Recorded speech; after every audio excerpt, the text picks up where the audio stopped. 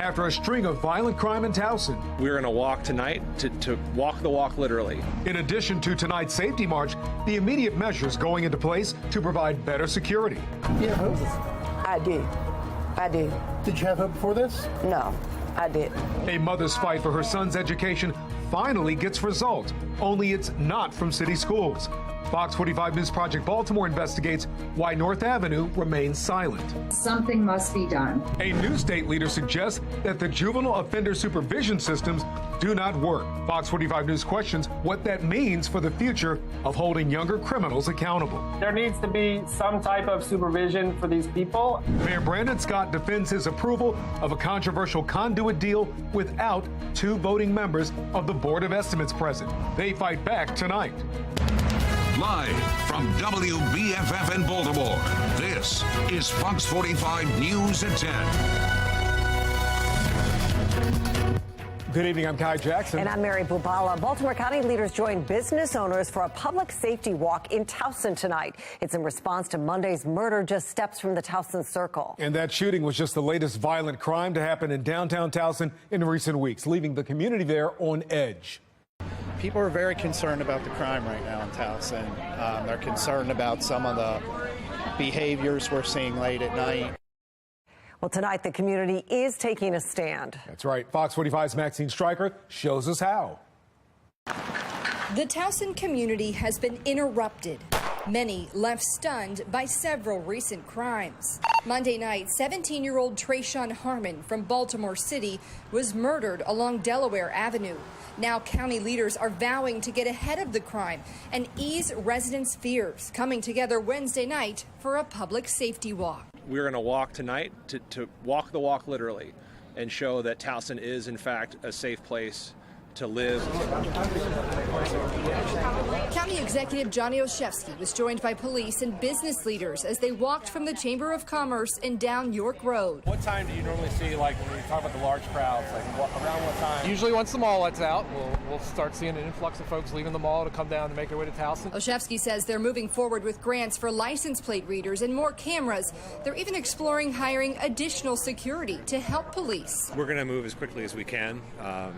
If we can deploy grants or resources tomorrow, we will. And this weekend, can people expect to see more police on the streets again? We have committed to additional deployments on foot in the days ahead, and also looking at other types of deployments, potentially bikes, but really just having more resources on top of what we had already stepped up patrols in the wake of prior incidents. In addition to Monday's homicide, Super Bowl Sunday, there was another shooting near the Towson Circle. And the beginning of the month, 3 victims were raped at gunpoint downtown. I got my whistle right here. The councilman for Towson, Mike Ertel, says his constituents are truly concerned. They're concerned about some of the behaviors we're seeing late at night. Just kind of some of the lawlessness we see. And it's not just here in Towson, it's everywhere. You know, people want to know that we care and that we're going to do something about it, and it's not just lip service. Do you have any concerns that crime's coming in from the city? I think it's equal opportunity. I think some of the people that are committing these are county people, and obviously city. You know, we're an entertainment spot, so people are going to come here from. I mean, we've literally seen people coming here from all over the place. Regardless of where the crime is coming from, we'll continue to work together to continue to make it safe. The community is banding together and promising change. We have all these people here that have gotten together to stop it. Towson strong. Towson forever. As for the murder Monday night, police still have yet to make an arrest, so if you have any information, you're urged to call police or Metro Crime Stoppers. In Towson, Maxine Stryker, Fox 45 News. Baltimore County Executive Johnny Olszewski promising anyone who commits a crime in Baltimore County will be arrested and prosecuted. It is the same message the county executive gave 1 year ago during another spike in violence in Towson. If you are going to engage in inappropriate behavior, particularly violent behavior, you will be found, you will be held accountable. If you commit a crime in Baltimore County, we will find you, we will arrest you, and we will prosecute you. Now, those comments come 1 year ago after 6 juveniles were arrested for assaulting officers and mall security and damaging property at the Towson Town Center. And that incident came just days after shots were fired during a fight in downtown Towson on a busy Saturday night. Fox 45 News spoke with Towson residents after Monday's shooting. They tell us they feel things have only gotten worse. It's becoming a very unsafe place to live, and this is not what we expected living in Towson. You've just been seeing more and more crime in this area, and it just feels like you'll see it, like my wife sees it, like posted in Towson University. Well, we have been asking you, do you feel safe in Towson? 165 people responded. The majority, 154 people, or 93%, said no. Fox 45 News will continue to demand answers about the violence in Towson. You can find all of our past reporting on our website, foxbaltimore.com. In Annapolis, lawmakers are debating 2 major topics when it comes to Maryland's children, their education, and what should happen when kids commit crimes. Fox 45's Mackenzie Frost is pressing lawmakers on Governor Wes Moore's decision to cut funding from a program meant to help low-income students attend private or charter schools. Our team coverage begins with Keith Daniels. Keith joins us live right now with new concerns about Maryland's new Secretary of the Department of Juvenile Services. Keith? Well, Guy, the new Secretary of the DJS was the keynote speaker, part of a virtual panel discussion, the guest of the Kennedy School Program in Criminal Justice at Harvard University. And tonight, a closer look at what he said. Vincent Schiraldi, Maryland's Department of Juvenile Services new secretary. His nomination confirmed by the full Senate Tuesday. 1 day later, Governor Wes Moore's controversial pick to have the agency under scrutiny, seen in this video, supporting research that considers the abolition of supervision systems. In other words, eliminating probation and parole for offenders. Schiraldi saying research shows they typically fail to provide either diversion from incarceration or rehabilitation. One of the 2 things probation and parole are supposed to do is keep us safer. Parole made us less safer. Probation had no impact. It's a policy that Schiraldi, as Secretary of DJS, could encourage lawmakers to adopt.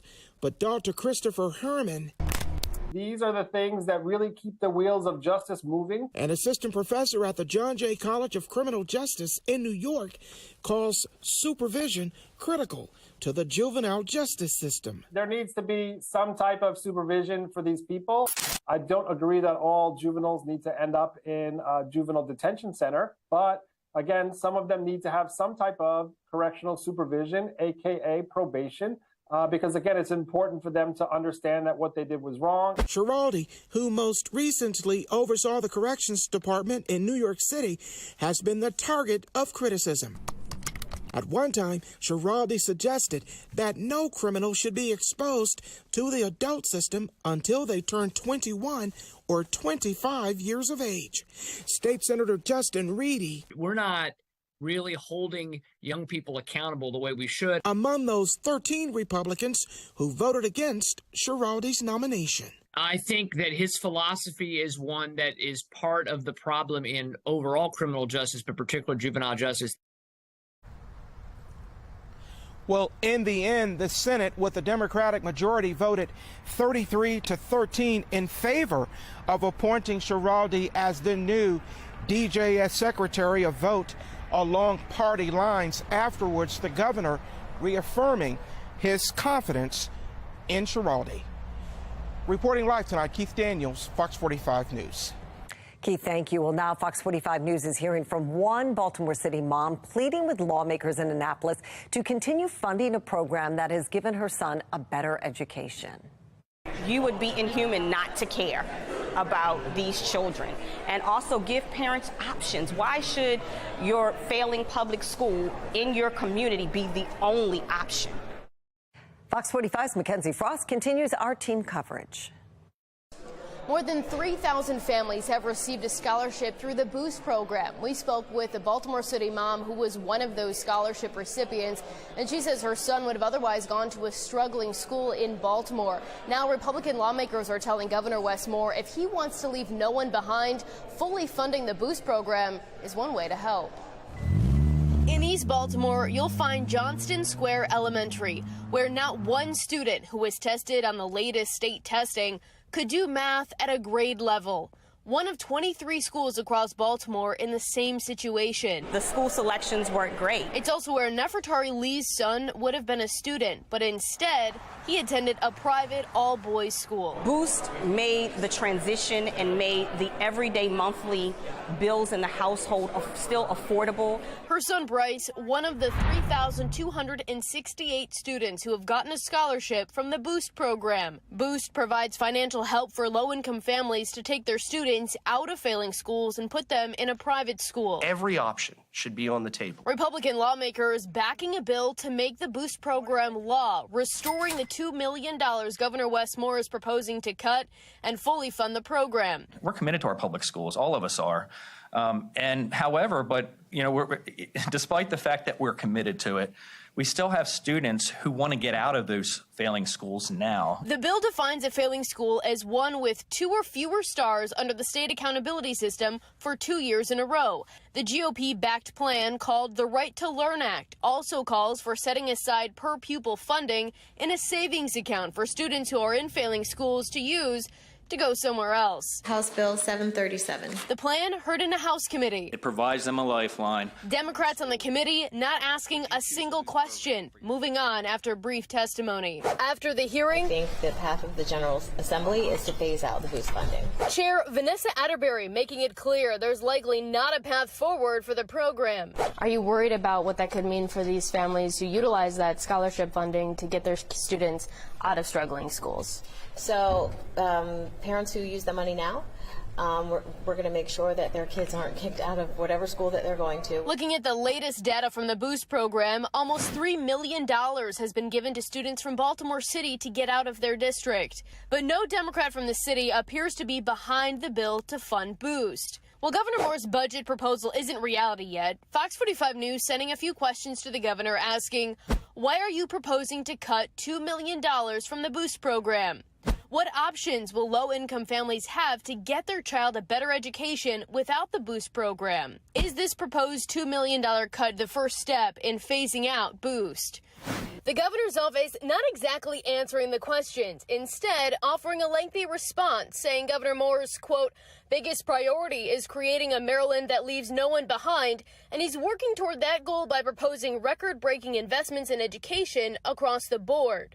But this time, Sponsor Delegate Jeff Grice says the money is there to fund the program. I guarantee that $2 million means a heck of a lot more to the families that are impacted by this lifeline than it is us. Nefertari Lee says the scholarship has changed her family's life. I just don't think that this is an area that we should cut. We are ultimately cutting kids' futures if we do that. So I can't imagine, and I don't want to think about what it would have been like without it. I'm told Republicans are open to other amendments that would strip out other portions of this legislation, really focusing on just fully funding the Boost program. But as it stands right now, it's unclear if Democrats would be on board. In Annapolis, Mackenzie Frost, Fox 45 News. Let's take a closer look at Governor Wes Moore's education plans. He attended a prestigious private school in New York for high school, and he attended a military academy in Pennsylvania community. Activist PM Smith tells Fox 45 News the governor shouldn't be taking away the opportunities he's had from other children. The money is critical and essential to elevate inner city kids locked into poor performing schools, giving them an opportunity for a different environment and greater opportunity. It makes no sense to me for a young man who knows the value of education and has benefited from it. It makes no sense to me that he would cut money from such a program. And that tells me he's more of a politician than a committed man to the future of children. We'd like to know what you think. Do you support Governor Moore's proposal to cut funding from the Boost program? So far, 94% say no. You can head to foxbaltimore.com/vote to weigh in. All right, here we go. Temperatures are falling gradually, and I mean maybe a degree or two in the next several hours. Temperatures in the mid to upper 40s right now. We do have a couple extra clouds.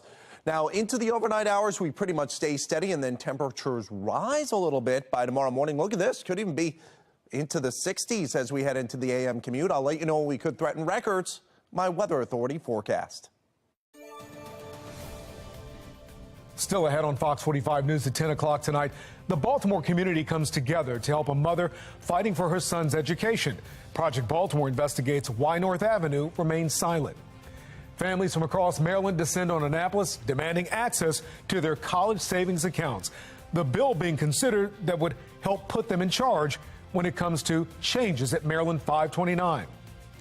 And coming up at 10:30 tonight, in the wake of the controversy surrounding that conduit contract between BGE and Baltimore City, the mayor says it wasn't him breaking the rules, but his opposition, how elected leaders are pushing back.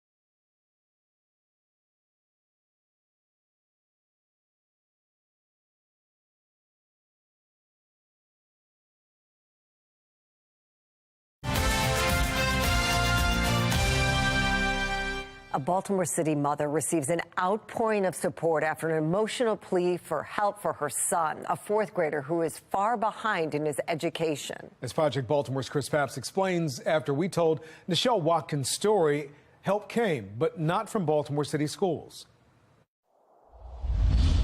I want to hear your assessment. I want to hear what happened. Give me a grade. What was my grade? Oh, you get an A+. You get an A+, okay. What'd you like? Okay, thank you. It's now been 2 weeks since Nichelle Watkins shared her story with Project Baltimore. They didn't want to leave, of course, and that's normal. And in those 2 weeks, her life has changed. Do you have hope? I do. I do. Did you have hope before this? No, I didn't. Watkins' son, Logan, is in 4th grade at Johnston Square Elementary, which a Project Baltimore investigation found is one of 23 city schools where 0 students who took the state math test last year scored proficient. I feel like they don't care. It's not their children. They don't care. Following that story, Watkins came forward pleading for help for her son. He can't read. He's in the 4th grade. Look around. I'm in public housing. I can't afford no $1,000 tutor from Sylvan, but that's what he needs, a tutor. He actually read the paragraph, the first time. And that is what he now has. I have so many people reaching out. I mean, it's been crazy. Watkins' story triggered an outpouring of support. Numerous tutoring services, including Sylvan Learning, contacted Watkins offering free tutoring for Logan. 2 viewers came forward, each offering $1,000 to pay for tutoring services. A local private school has offered Logan free tuition. Now, though, it's time for me to know. But the first to reach out. So this is Al, okay? Was Blanca Tapuasco. It is sad that he's so far behind. As high as... For 25 years, Tapuasco has been a tutor, at one time for Baltimore City Schools. Bedelia. Just notice that the word bed is there. When she saw Logan's story on FOX45, she immediately offered to help. After assessing Logan and listening to him read, I have him at a first grade, definitely kindergarten for math, okay? Once a week through June, Tapuasco has agreed to tutor Logan for 1 hour in math and reading. A. E. It's sad to say this, but he's not the one who's failing. It's someone didn't spend time enough to give him what he needs. So he's not in the failing stage. He's been pretty much left. Baltimore City Schools has a budget of $1.6 billion a year to educate students. Because now you know that A-L is pronounced Al. Tapuasco is tutoring Logan for free. So it is hope, because any improvement that you can make is a step for him forward. Why couldn't the school system do for Logan what you're doing now? They could. But his mom says they're not. I don't know what they offer or if they're offering anything. According to Watkins, the school system has offered nothing. She says no one from Baltimore City Schools has reached out. Not the principal, not the school board, not the CEO, no one. She hasn't heard from any of her elected officials in Baltimore City either. Something must be done. But some in Annapolis have taken notice. Kathy Schlega is a state delegate from Baltimore County and a former Baltimore City Schools teacher. You know, it's heartbreaking when we see student after student that are falling through the cracks. Baltimore City is facing a devastating reality. On Monday, following Project Baltimore's reports on state test scores, Schlega wrote this letter to members of the Accountability Board. The board is appointed by the governor to implement the blueprint for Maryland's future, a massive increase in education funding known as Kerwin. The letter references serious concerns, saying there are too many persistently failing schools in Maryland. It asks how the state will remedy the poor academic outcomes so students can be functionally literate. With all the money and everything we're investing into schools, they should get a great public education. Shower. He's going to grow up. He has to be a man. He has to be productive. And that's my main thing for him. Like, I just want better for you. I'm Chris Pabst, and this is Project Baltimore.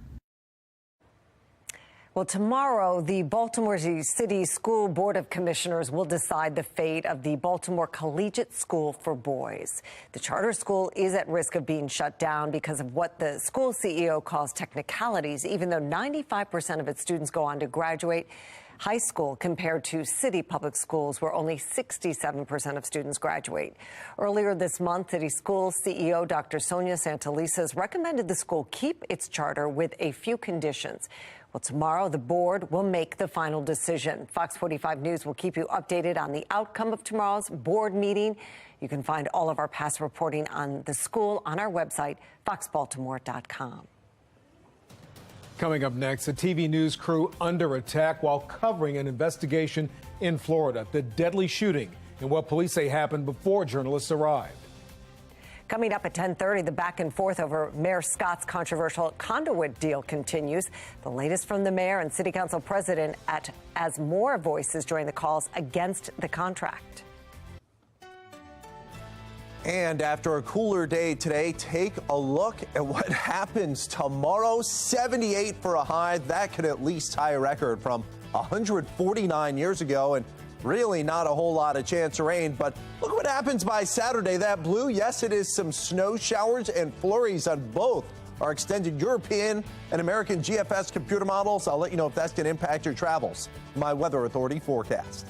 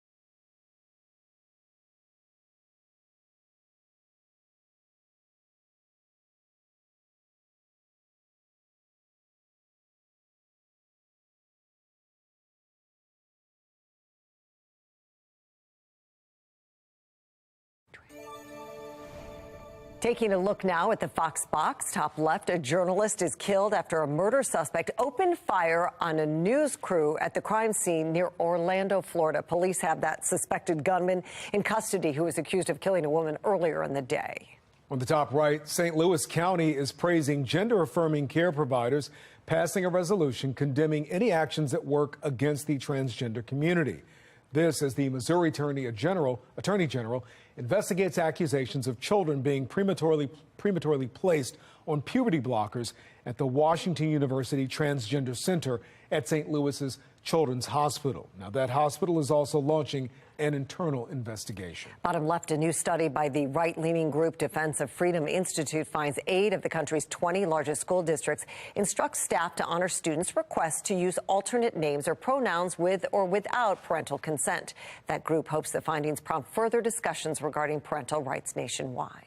On the bottom right, a right-leaning medical association is accusing Pfizer of altering a fellowship program amid legal challenges. The group Do No Harm sued Pfizer in September, claiming the Breakthrough Fellowship program excluded white and Asian American applicants. Do No Harm now alleges that the fellowship's wording has been amended to say applicants are eligible regardless of minority backgrounds. Well, frustrated parents making their voices heard to lawmakers in Annapolis, what they're saying as the General Assembly debates a bill that would create a group to investigate the state's embattled college savings program. They may be eyeing the White House in 2024, but do voters have other ideas? I'm Scott Thuman in Washington with a look at the contenders and their strategies coming up.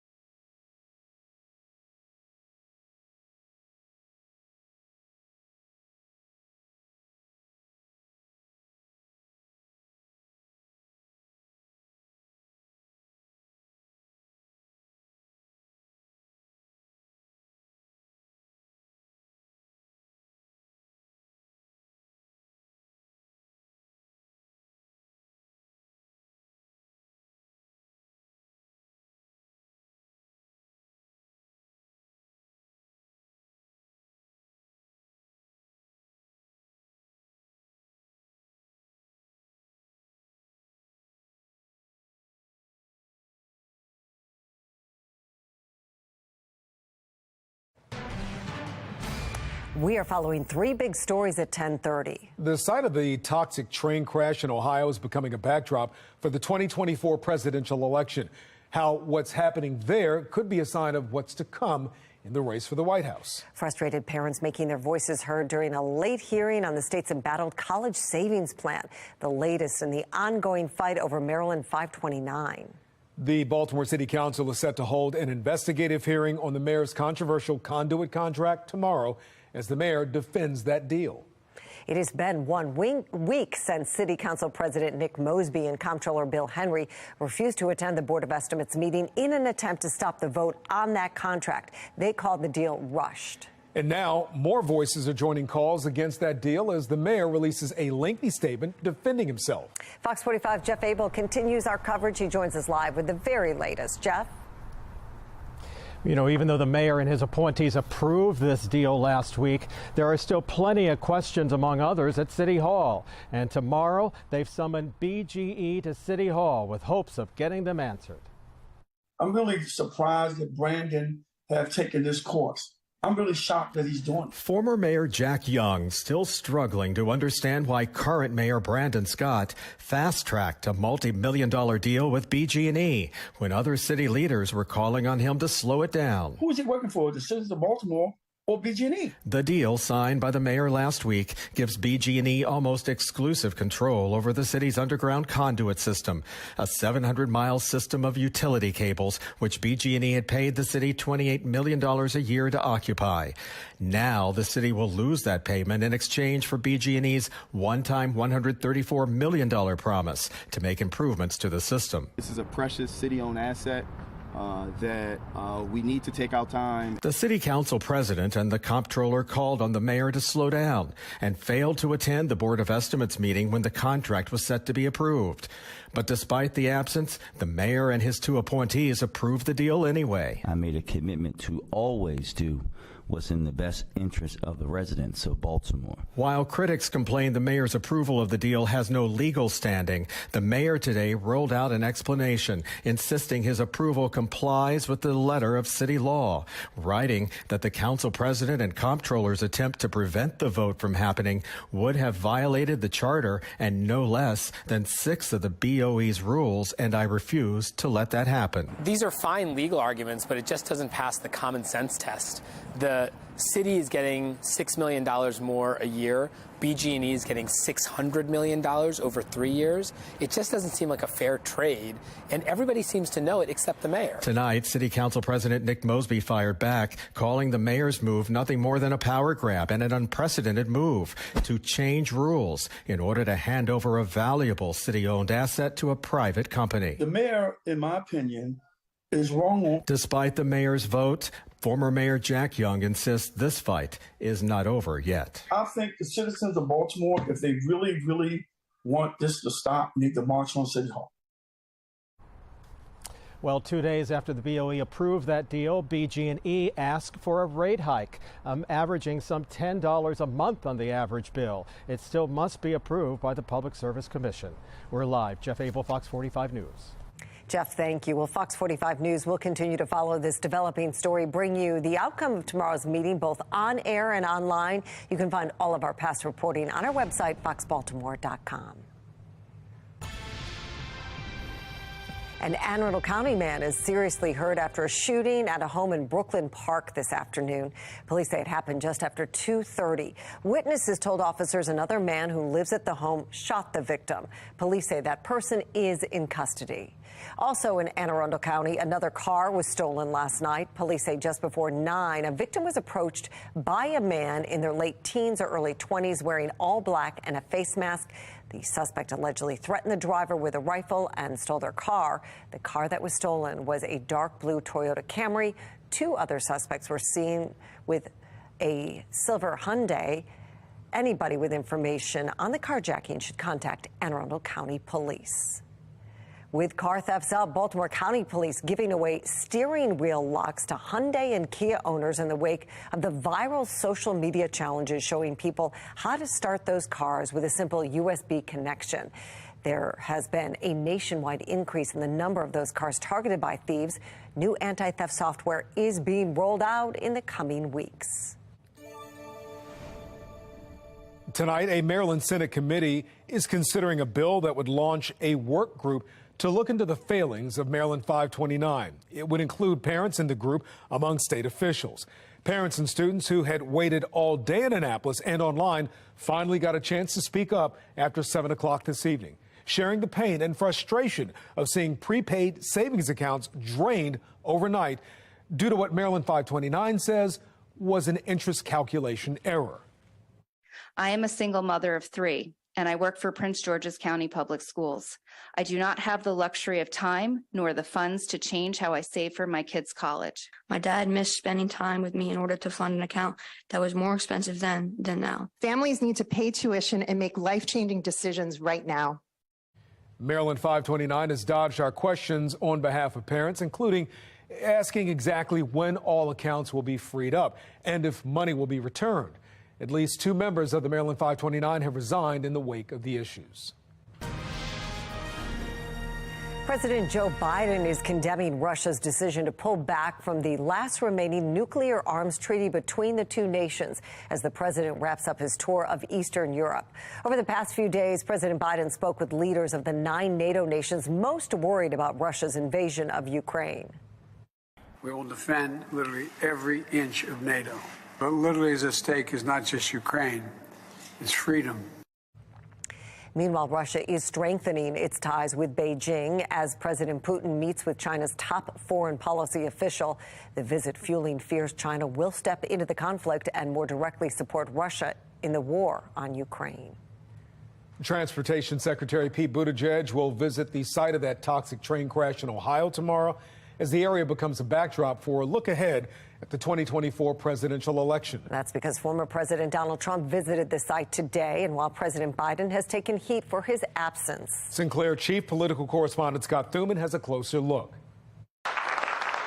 Former President Trump in Ohio talking to worried residents about safety after that train derailment with hazardous material and hoping it comes across as presidential, worthy of another term. We have told you loud and clear, you are not forgotten.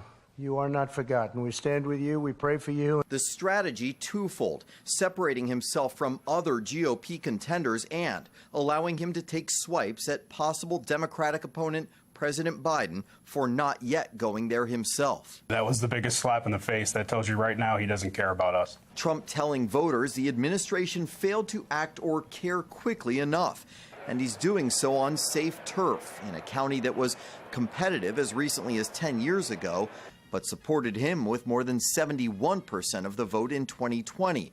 For Trump, it is a move to rectify what for now are rough numbers nationally. Look, my message to President Trump is we thank you for your service, great, but we're moving on. Generally, more Republican voters want someone other than Trump on the ticket in 2024, just as the majority of Democratic voters also desire an option other than Biden, despite previous vows to serve 2 terms. And if that means a rematch against Donald Trump?